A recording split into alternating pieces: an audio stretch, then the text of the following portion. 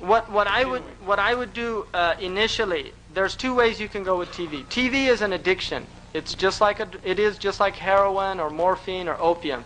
They don't like to talk about this, but all of their statistics show that people are addicted to television, and they show the same type of withdrawal symptoms when they stop watching television as they do with other addictive drugs. This has all been scientifically documented. It's not something that I'm making up. And there are many books, The Plug-in Drug by Denise Wynn, or 4 Arguments for the Elimination of Television, Amusing Ourselves to Death, a whole bunch. I've read a lot of books on television written by very brilliant analysts of that medium.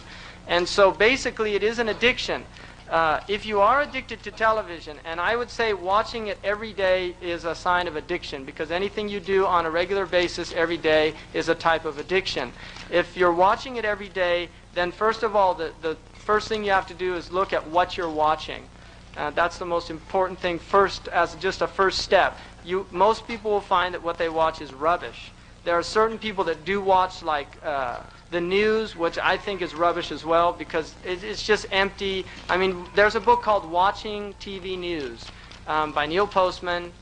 Very clearly articulates the fact, this guy's a PhD in communications theory at Columbia University, that you don't learn anything on the news. You in fact are actually dumbed down. People during the Gulf War crisis, there were statistical studies done. The people watching CNN knew less about the war than people that were reading articles about the war.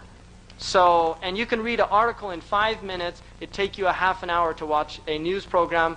About 90% of it is just what they call fluff. And then the 10% is... And the other thing, I don't think we should look, and I'm very opposed to showing pictures of dead Muslims.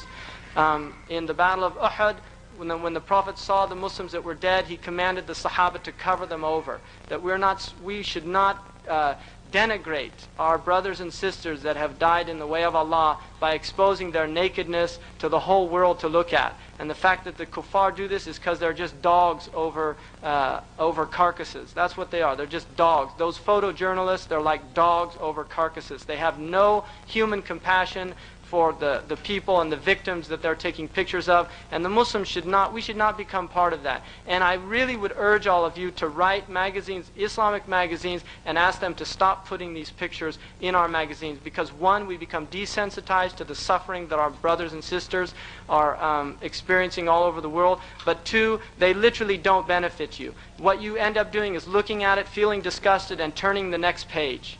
And that is something, it's despicable in itself. The fact that you can see that and then go have dinner is a sign that the heart's dead.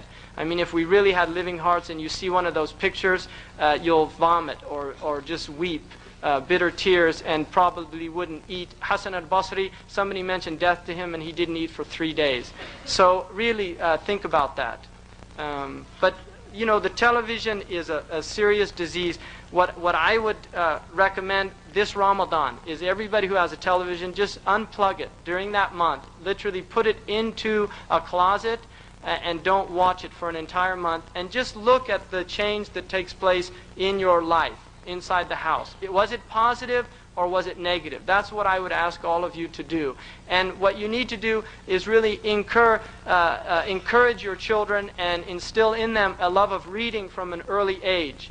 Because if you use the television as a babysitter as children, they will become addicted to it at an early age. And television is hard to compete with.